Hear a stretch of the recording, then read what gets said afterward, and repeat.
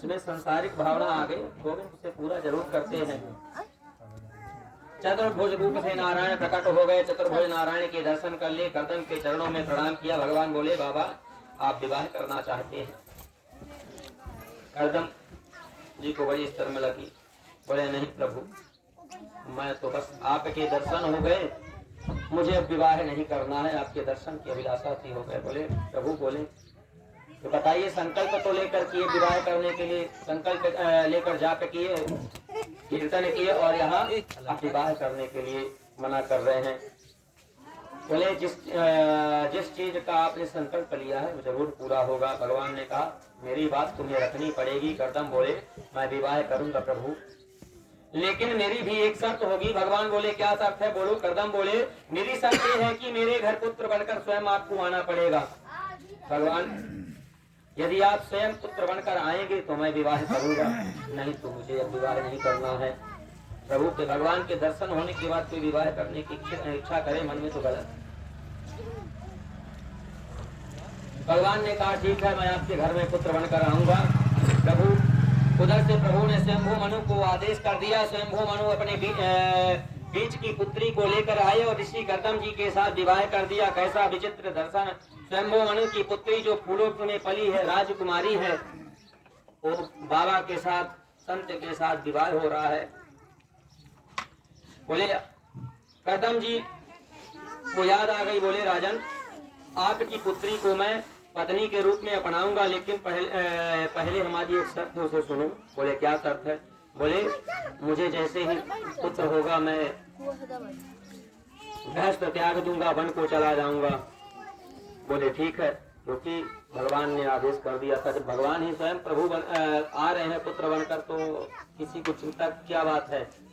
स्वयंभू मनु ने स्वीकृति दे दी। देवहूति का विवाह कर्दम ऋषि के साथ हो गया। राजकुमारी है, उनकी पत्नी अपनी पत्नी को लेकर अपने पर्णकुटी पर गए।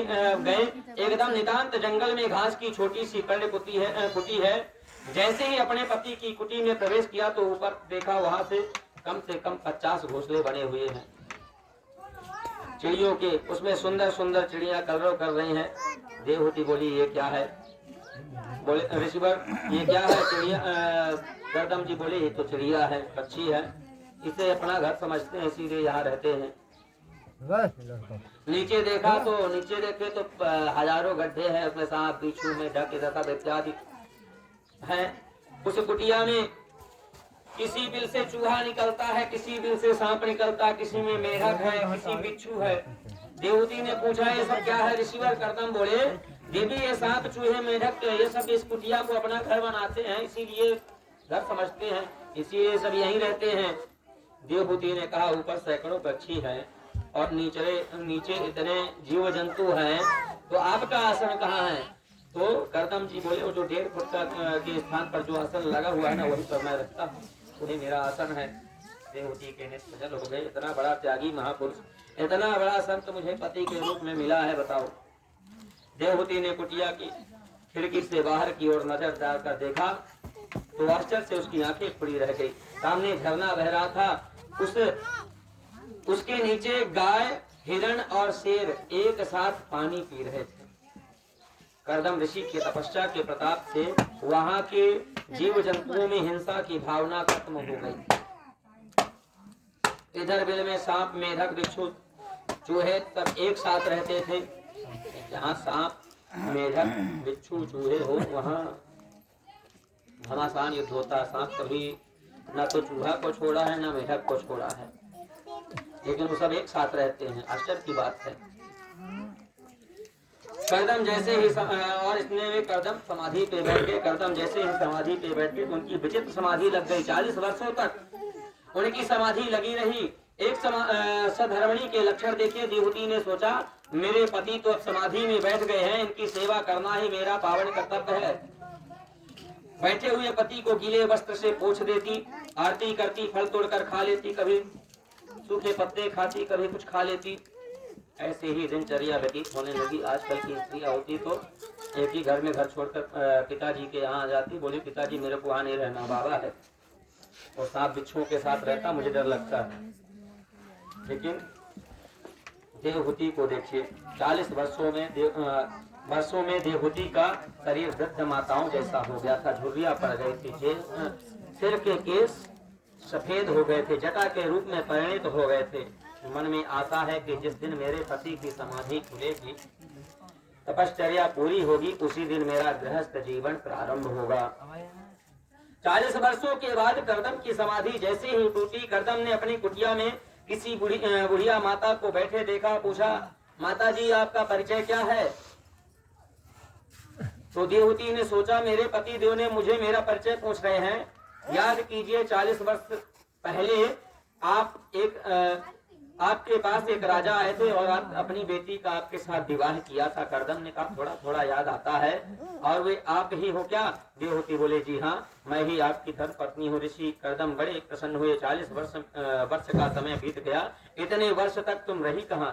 इस कुटिया में रही। तुमने भोजन क्या किया? बोले, कभी सूखे पत्ते खा लेती थी, कभी फल खा लेती थी। देवी, तुम अपने पिता के घर क्यों नहीं गई? देवहूति बोली, पत्नी के लिए तो पति का घर ही स्वर्ग है। विवाह के बाद पिता का घर स्वर्ग नहीं कहलाता है, पिता का घर तो पराया हो जाता है। वहां जाओ और अतिथियों के समान रहो, वापस चले आओ अपने घर में। पति का ही घर स्वर्ग होता है। महात्मा करदम का हृदय विदीर्ण हो गया। तुष्टो परमयः परम च भक्त्यः। मैं तुमसे बड़ा प्रसन्न हूँ देवी, मेरे लिए तुमने इतने कष्ट सहे, सूख गया तुम्हारा शरीर, सूखे पत्ते खाकर तुमने रहा। मेरी सेवा 40 वर्षों तक की, क्या ठिकाना? तुम्हारे रहने का ठिकाना नहीं, खाने पीने का ठिकाना नहीं। ऐसा करो, अब अपनी आंखें बंद करो। और जैसे ही देवहूति ने अपनी नेत्रों को बंद किए, करदम ने कहा, अब नेत्र खोल कर देखो। देवहूति ने जब नेत्र खोल कर देखा तो एक बहुत सुंदर सरोवर है। सरोवर के बीच में 2 मंजिल का महल बना हुआ है। हजारों आभूषण हो गए, सैकड़ों दास दासियां हो गए। जो वैभव देवहूति ने अपने पिताजी के घर में नहीं देखा, वो आज करदम के द्वार पर देख लिया। देखकर बहुत प्रसन्न हुई।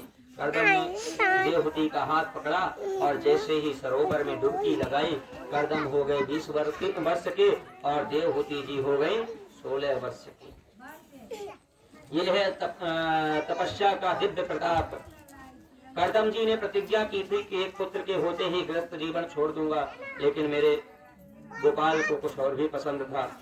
उन करदम ऋषि के घर में हो गई 9 कन्याएं, एक नहीं 9 कन्याएं हो गई पुत्र के आस में। उनसे सबसे बड़ी का नाम है कला। मरीचि नाम के ऋषि से ब्याही गई। दूसरी पुत्री का नाम है अनसुईया। अब अनसुईया जी को कौन नहीं जानता? त्रिमुनि के साथ ब्याही गई। ऐसी कौन सी नारी है, ऐसा कौन सा पुरुष है जो अनसुईया के नाम को नहीं जानता है? सब जानते हैं, अनसुईया के नाम को सब जानते हैं। वशिष्ठ की पत्नी का नाम है अरुंधति, वो भी करदम ऋषि की पुत्री है। भृग मुनि की पत्नी का भी करदम की पुत्री है। ऐसी गुणवती 9 कन्याओं को जन्म दिया। ऋषि करदम ने मन में सोचा, मैंने एक पुत्र मांगा था प्रभु को, एक पुत्र के बाद मैं गृहस्थ आश्रम छोड़ दूंगा। देखिए तो प्रभु ने, मेरे नारायण ने, मेरे कन्हैया ने मुझे 9 कन्याएं दे दी, अभी पुत्र तो दिए नहीं। अब प्रभु को याद आ गया कि मुझे भी अब जाना है। तो 10वीं संतान के रूप में स्वयं नारायण कपिल देव बनकर आए, कपिल देव के रूप में प्रकट होके आए। ऋषि करदम के घर में कितना सुंदर स्वरूप है भगवान कपिल का, जो ये ज्ञान की मूर्ति है, जिसे हम दर्शन शास्त्र कहते हैं। सांख्य शास्त्र को उद्धरता महात्मा कपिल है। बोलिए कपिल भगवान की जय। 9 कन्याओं का विवाह कर दिया। कपिल का दर्शन किया करदम ने और कहा, मेरी कामना पूर्ण हुई। मेरे घर में स्वयं भगवान नारायण